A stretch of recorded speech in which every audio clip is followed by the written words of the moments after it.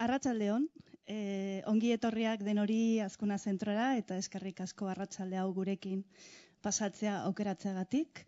Muchas gracias a todas por venir.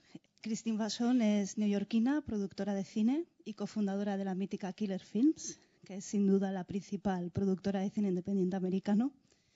Es también una mujer con una increíble capacidad de trabajo que ha producido más de 100 películas, si no me equivoco.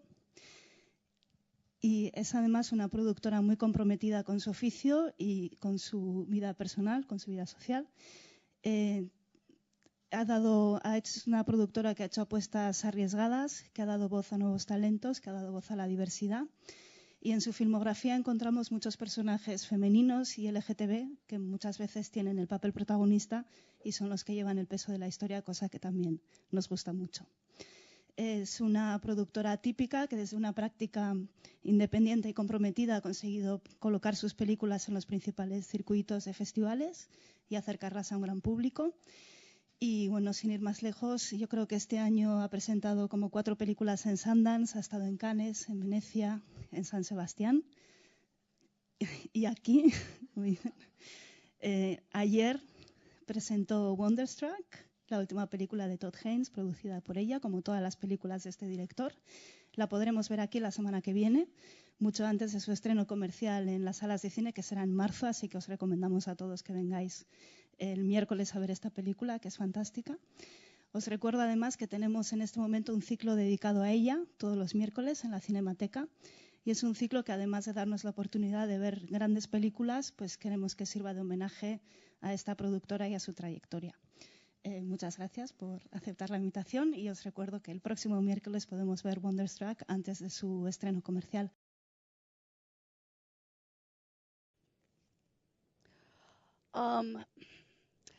I think the easiest way to explain what a producer does, because I know there's a lot of, producers get a bad rap where it's like, oh, they're just the people who put in the money, or they fight with the director. But what really a producer does, I believe, is provide the engine on the train. Getting a movie made is so difficult. It's a very long process that involves putting together all these various elements, the actors, the creative heads of department, like cinematographers, production designers, costume designers, putting together all those elements, trying to pull together the financing, and all the while trying to keep everything on the train track. I sometimes say that producing is a little like childbirth, because once you do it, if you remembered how bad it was, you'd never do it again. And I sometimes find myself, when I get to a film set, I remember, oh God, I forgot, this is so hard. Why am I doing this again? But what I really like to remember, of course, is when they're done and they're beautiful and they're out in the world. So that's really what a producer is, kind of a cheerleader, an engine, the person who pulls all the pieces into the place of a common vision. I grew up in New York City, in Manhattan, and at that time, so I could walk to the cinema because I was in a city, there were a lot of extraordinary films being shown. At that time, if you said you were going to see an art film, you really meant a foreign film. There wasn't really an independent cinema yet in New York City. So as a teenager, if I liked a movie, sometimes I would go see a movie. You and I were talking about Ingmar Bergman earlier. When I was 12 years old, me and my best friend decided we wanted to go see a horror film. And we were walking in Times Square, and we saw the movie marquee, and it said, Cries and Whispers. So I thought, that sounds scary. So we walked in and watched the movie, and it was a horror film, but not what we expected. So that really had a big impression on me. And then when I came back to New York in the mid-'80s, it was a time of a lot of fusion of cinema and art and music and fashion, and people like Spike Lee and Jim Jarmusch, Betty Gordon were making their first movies. It was a very exciting time. So when I saw that, I just knew I wanted to be part of it, and I couldn't figure out how yet, but I just started working on those movies when I could. Well, I mean, of course, I can't really talk about the 80s without talking about AIDS. Yeah. And I think that there was a very complicated cultural stew of the AIDS crisis arrived in Manhattan in a very big way, in New York City. A lot of LGBTIQ filmmakers started to feel a sense of urgency that if we don't get to tell our stories now, we'll never get to tell them. So there was that. At the same time as that was happening, when movies, and there were movies I was making, so I'm jumping ahead of you a little. You said the 80s, and I'm kind of moving to the end of the 80s, beginning of the 90s, if that's okay. So movies like Poison, Swoon, The Living End, Looking for Langston. I didn't produce all of these movies, but I knew, some of them I did. These were all movies that had that sense of urgency. At the same time, there was a very big movement in the community about positive images and this sense that, and Stonewall and I Shot Andy Warhol, of course, were a big part of that. But this sense that we needed, as queer people, to demonstrate that we were just like straight people. And in fact, what started to happen was if a movie depicted gay characters in a way that was in any way unflattering, those filmmakers were often pilloried by their own community. Now, I made a lot of movies where, I Shot Andy Warhol, it's about a lesbian who decides that, who writes a play about how much she wants to kill all men, and then she shoots Andy Warhol. And so I came under a lot of anger over that. We made a film called Swoon, which was about two gay men, lovers, who killed a little boy. The movie did not condone their action at all, but it showed them with empathy. So sometimes I would go to my movies' premieres and I'd be picketed by my own community. But I felt very strongly, and I still feel very strongly about this, that there is no one positive image. The movie that people kept holding up to me at the time was Longtime Companion. Now, at the time, that movie meant very little to me. I felt like it was about bourgeois men of a certain age and a certain class. And I have to say now, when I see that movie, I find it heartbreaking and extraordinary.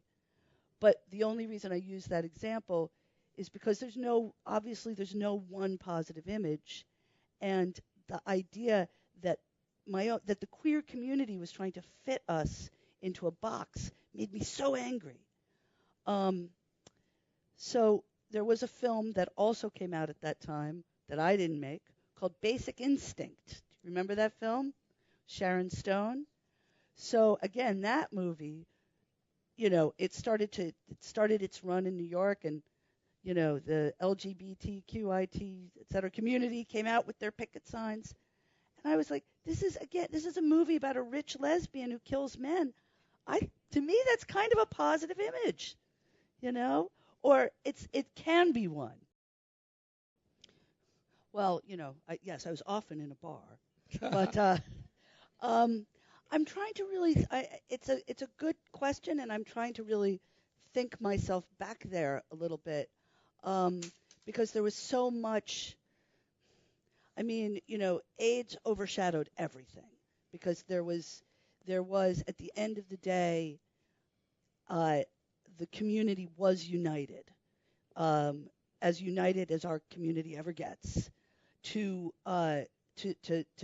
fight this I mean, not just this awful, this terrible at that time deadly disease, but the disenfranchisement that it brought, the idea that our own president didn't even mention the word in 8 years, and it just felt like people were dying and nobody cared. So the community came together in sort of an extraordinary way. Then in other ways within the community, many arguments, many fights all the time. In terms of the culture wars outside of that, there was this growing, I mean, if you had said to me in the 90s, people would be getting married, gay people would be getting married 20 years later, I wouldn't have believed you. It just didn't seem possible. Of course, I haven't gotten married, but, that's a whole other subject. So I think it's, I think there was just always a push between members of the community who felt very strongly about, yes, they wanted the same rights as their heterosexual colleagues, but they not only wanted those rights, they wanted to feel a certain kind of sameness. And then there were people who felt like, I don't want to feel the same. I mean, our joke in America was, yay, gays get the rights to join the military and get married. Who wants that? So, so that there's still a little bit of a struggle there, I think. I got jumped on in San Sebastian because I did a panel, an LGBT sort of panel, and it was a lot of people, a lot of different viewpoints, and I think it was a good panel. And then afterwards, I went to the bathroom, and when I came out of the bathroom, these two women jumped on me and they said, "You never said the word bisexual during the whole," and I said, "We said LB, LGB, we said B." And they were like, "Yes, but you didn't discuss it." And I was just like, okay, I'm sorry. I mean, I had a similar experience. It was, I mean, again, and I don't, not to dwell on it too much, but it was devastating. And the worst thing I remember happening in New York all the time was, your close friend, the family would swoop in and take your friend away from their chosen family. And they'd take them off somewhere to the Midwest, and you'd never see them again. And you wouldn't even know. You wouldn't even know when they died. It just was like these mostly boys, but also, plenty of girls too, in New York at least, just would disappear. And it was very traumatic. And living through a specific and peculiar kind of war. And I think, we had a group called ACT UP, which we did a tremendous amount of civil disobedience, and a lot of it, some of it, there was that extraordinary film documentary that came out called How to Survive a Plague, which was very much about how the people that managed to live managed to take some kind of control and empowerment position over the disease itself. Anyway, all to say, my articulation with Todd Haynes, Tom Kalin, Rose Trochet, the filmmakers I was working with at the time, or that I knew at the time, was let's tell our stories. Let's just tell our stories. And again, that sense of urgency, like Nigel Finch, Mary Herron, just if we can tell our stories that are outside of the mainstream, that really reflect who we are, then at least something is alive. Something's going to make it through this. And I just want to be clear, there was another movie called Stonewall, directed by Roland Emmerich. Not my movie, okay? The movie that we're talking about was made in, 97? 95. 95. and it was the first feature of Nigel Finch, who was a documentary filmmaker who had made a number of interesting documentaries, who was British. The script was written by a young black playwright named Ricky Beadle Blair, who is no longer a young playwright, but he still writes a lot. And Nigel wanted to try and tell the story of the sort of infamous uprising, which some of you may or may not know about, in New York City in the 60s. The start of gay rights is attributed to this one night when the cops routinely raided gay bars, arrested people, beat them up, and one night the people said, the guys in the bars said, "We've had it, we've had enough," and they fought back, and the riot lasted for a while, and it was from that point on, the whole notion of gay power, gay rights began. Now, it's true that when we were researching the film, if every single person who insisted that he or she was at Stonewall really was, there'd have been way too many people to actually fit in the bar.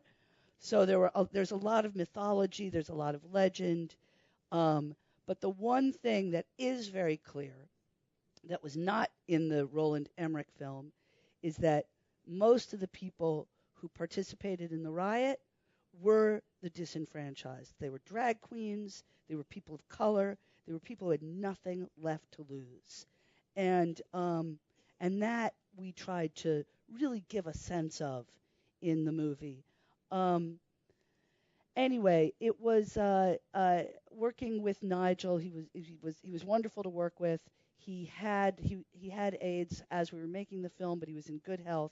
And then, as that disease could do, then we literally finished shooting, and he went into a pretty severe coma, and we had to finish the film without him. So we finished the film, every day in the edit room.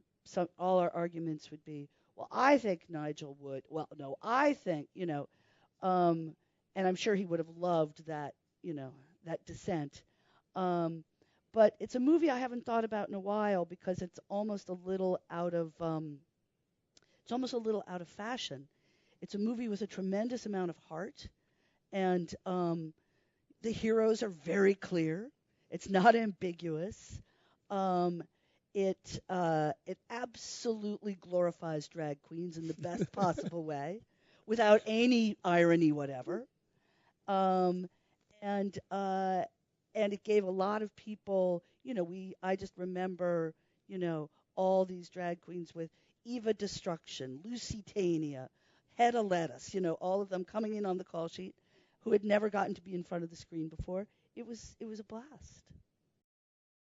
It's funny when you said, I'm not sure if you meant this, but it was translated, I Shot Andy Warhol was shot by a woman. Yes. It was directed by a woman and shot by a woman.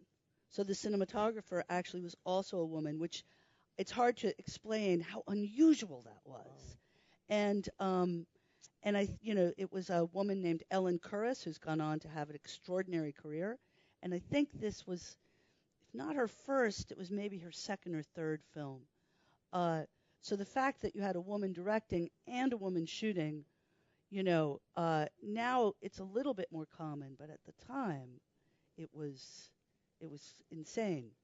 So Mary Herron, who, as it turns out, was also a friend of Nigel Finch's, so those two movies actually had some. She came to us and said, "I want to make a movie about Valerie Solanas." Now, I had read the Scum Manifesto, which is fantastic. Masterpiece. It's just, I had read it in college, and she said, she wanted to make a documentary about Valerie Solanas. But the problem was, Valerie was dead, and there was almost nobody really alive who knew much about her. I mean, it was very hard. In a documentary, you sort of have to construct around, the truth, or whatever you think the truth is.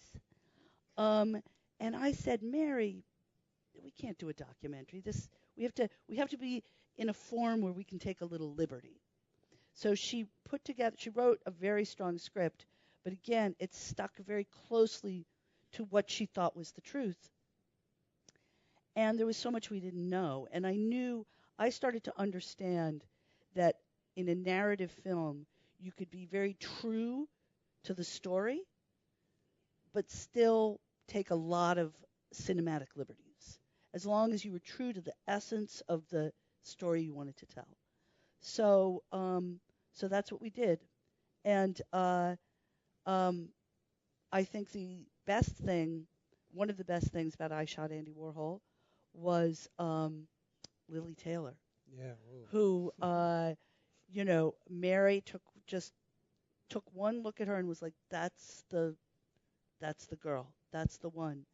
And that really, her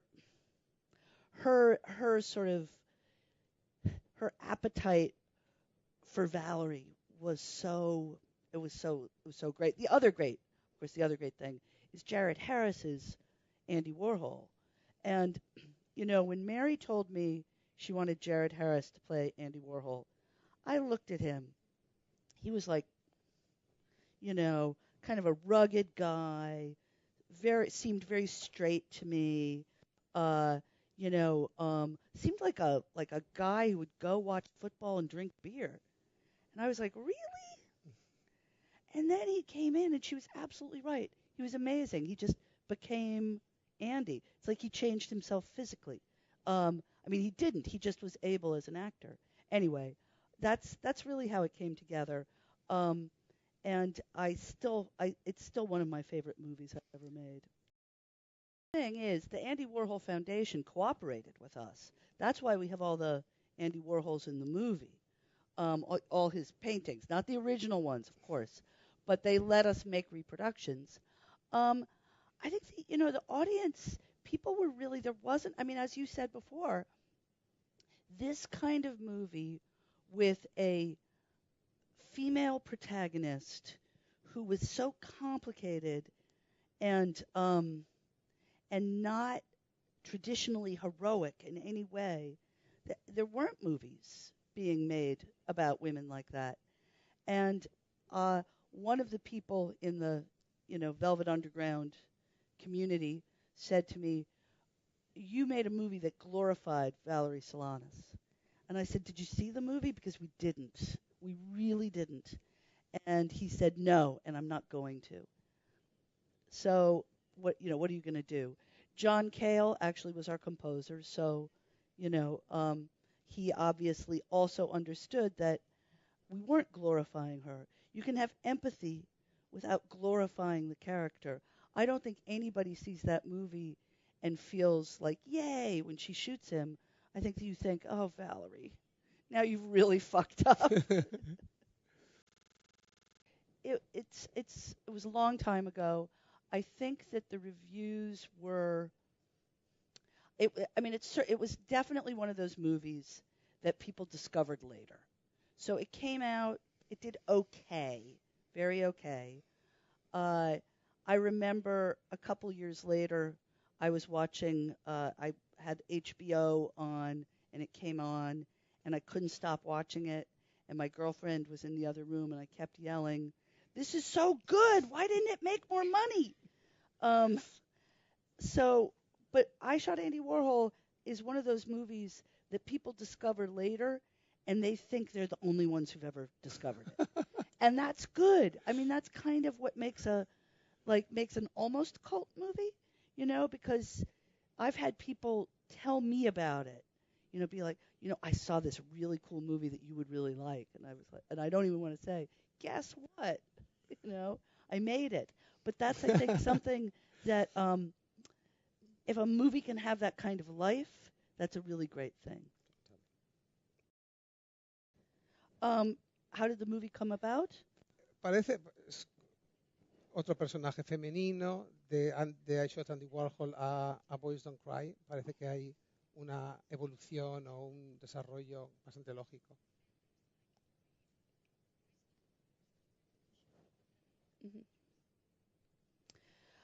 Mhm. There is. I mean, I think the thing about Boys Don't Cry, uh, well, okay, first of all, the film actually came to us, the script actually came to us in like 1992. Wow. And Kim Pierce, the writer-director, this was when the case was still unfolding. Brandon was dead, but the killers weren't on trial yet. And she was already trying to figure out the way she wanted to tell this story. Um, and obviously, it was a very difficult film to put together, especially because we all felt very strongly that Brandon had to be played by somebody who you didn't know. I mean, now it's Hilary Swank is a big star and she's won 2 Oscars, but at the time, nobody knew who she was. But we wanted the audience to have the same experience that the people in the town would have, which is, who the hell is this? You know? And not have any baggage, not be like, oh, I recognize that actor or that actress, and she looks really cute with her hair up in the hat or what have you. So do feel like Boys Don't Cry was very informed by a movie like I Shot Andy Warhol, very much so. It kind of gave us permission, in a way, to take that idea of a character that was that challenging, even another step. Now, the interesting thing, when we were trying to finance Boys Don't Cry, the number one thing that people had, complaint that they had with the script, wasn't that Brandon was trans. It was that he was so unlikable.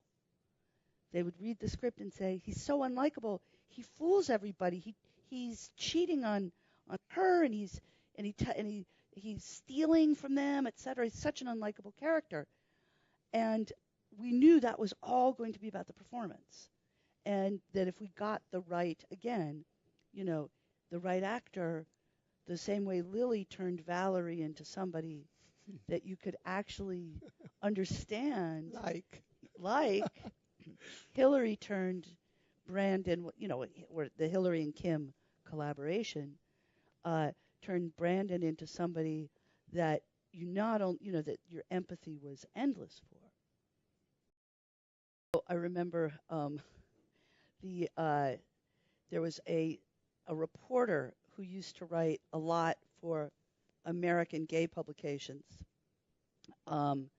who really criticized me on Swoon and really criticized me on I Shot Andy Warhol.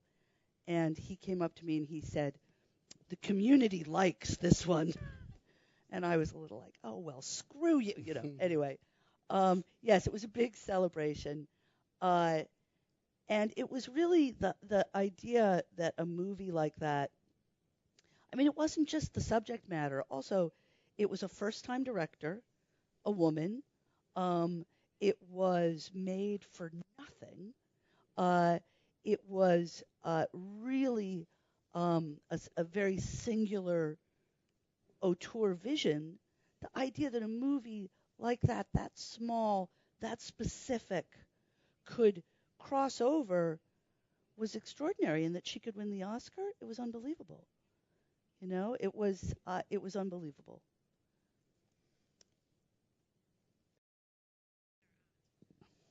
Well, I mean, I do think it. I think you've touched on it in terms of it's about ultimately who's in control of the production, who's in control of those stories. This woman with Deep Throat, it feels like she was appropriating that as a feminist text, because it gave that lent her power. And you're right, she was doing that without taking into consideration whatsoever the what was happening to the people. You can't just appropriate a text blindly that way. And now, from a pragmatic point of view, I think it's very much about, you know, there's a lot of discussion. How many women are directing? How many women are behind the camera? How many stories are female driven? Uh, and that to me becomes the very important discussion. Female driven, queer driven. Who is getting to tell those stories, and and and also all the different ways we see those stories now, because there's so many different platforms, there's so many different methods of storytelling. So I guess ultimately what it comes down to is how do you define that kind of empowerment? Is it just saying, well, like Poison? If you guys haven't seen it, hopefully you'll see it here. Poison, Todd Haynes' film, is very much about um, appropriating being the victim in a queer context, uh, in a way that the film was again criticized for, but in a very interesting way. Uh, that I'm going to enjoy masochism because that is that will give me the power over the people who are persecuting me, and and I'm going to find power and joy in that. So there's that, and then there's actually trying to figure out how do we give the means of production to the people that could do something extraordinary with them and tell their own stories. Well, I mean, there's film production's kind of the same wherever you are. What we tried to develop alternative strategies for was diversifying our films at every level.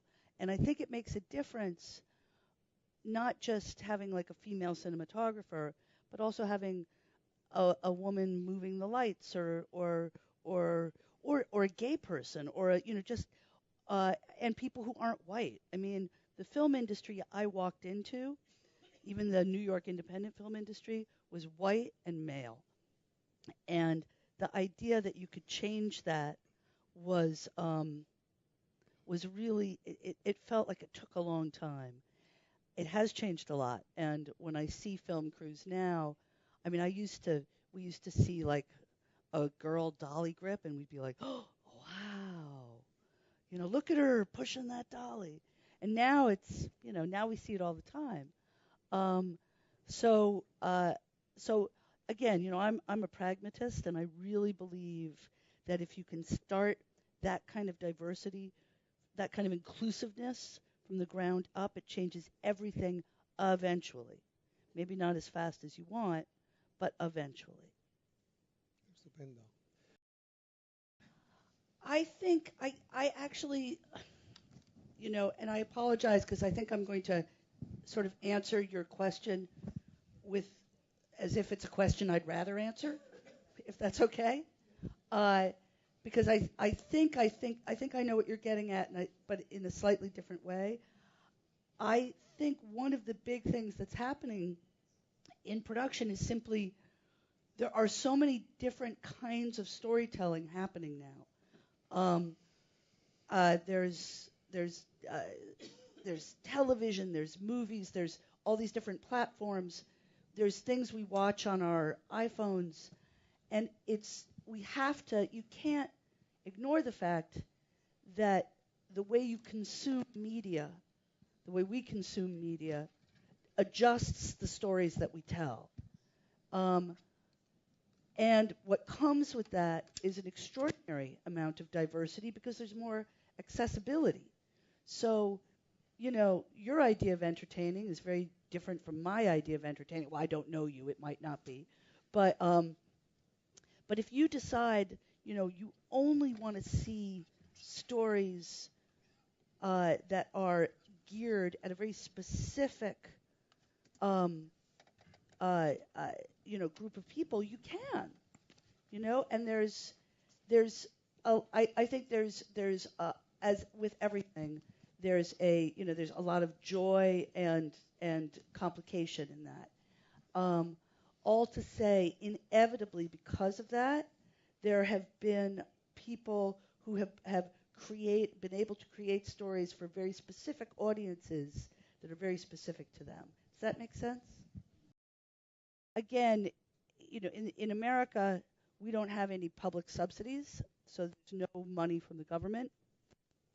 So I have to think about the audience all the time. And Still Alice is a good example because, Still Alice was a movie on the one hand about a subject that touches everybody. If you don't have someone with Alzheimer's in your family, you know somebody that does, inevitably. The book was a bestseller all over the world, and we had an extraordinary actress playing the lead role. But it's not a movie with a happy ending. And those movies are very difficult to make because, the thing you want when people walk out of a movie is that they turn to their friends and they say, "Oh, you have to see it. You have to see it." And if they come out of the movie and they're like, "Oh my God, I feel like I was hit by a truck," maybe their friends don't want to see it. So what we were banking on in Still Alice, for example, was that performance would be so amazing that everyone would be talking about it and you would want to be part of that conversation.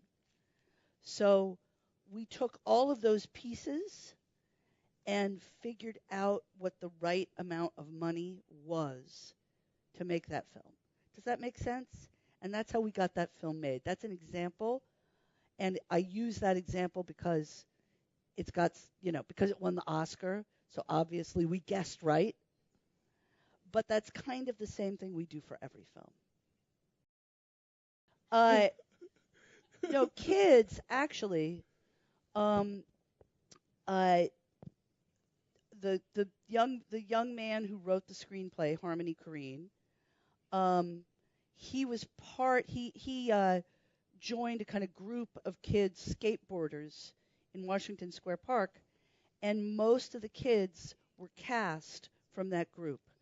The one exception was the financiers felt very strongly that we should have at least one real actress to play Jenny.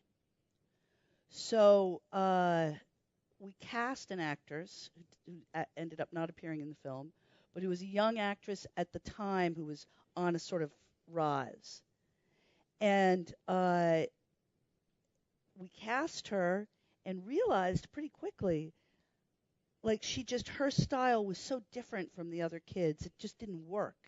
It was like she was speaking Greek and they were speaking Hindu. It was like just a completely different. So I remember Larry calling me and saying, "This was a terrible mistake. You producer, have to figure out how to get this actress off the movie.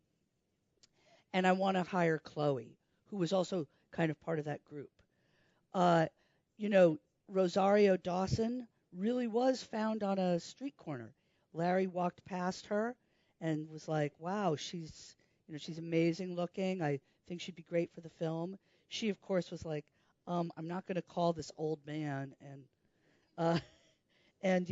see if I can be in his movie." But our casting director was young and female, and she was like, "You know what? He may seem creepy, but I'm not. So, this is, you should come in and read for us."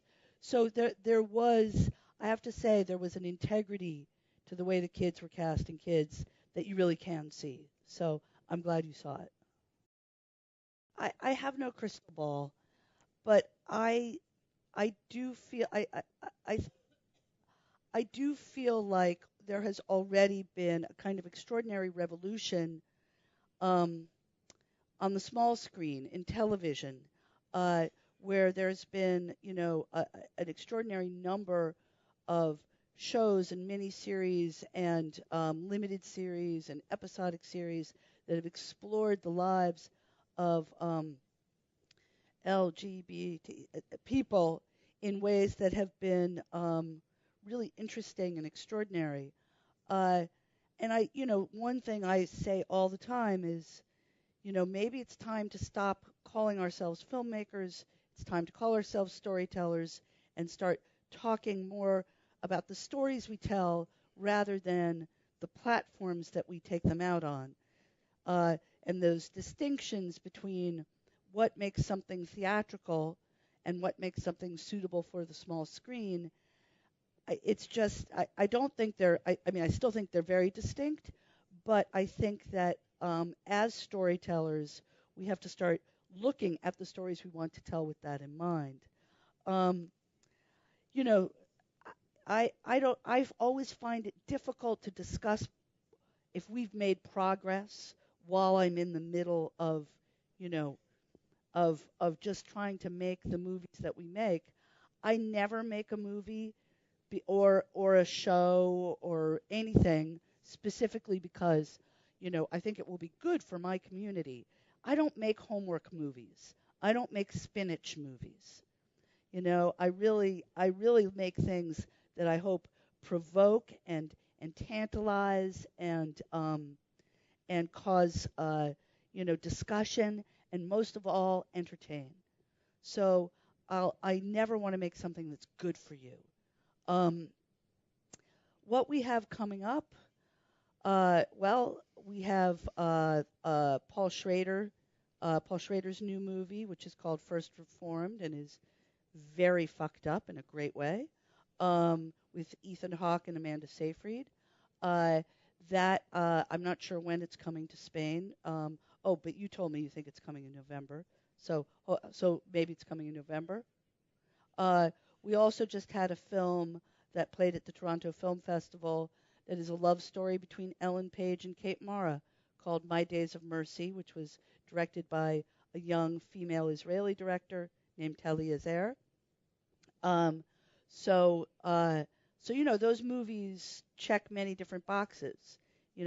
Paul Schrader is a very, macho filmmaker from the, from a certain era, and Talia Zer is a young lesbian director making her first English language movie, and that's how I like it. I like to, I like to keep everybody guessing, I guess, in some ways, because I don't know what I'm gonna like, But I'm never going to like the thing you tell me I should like.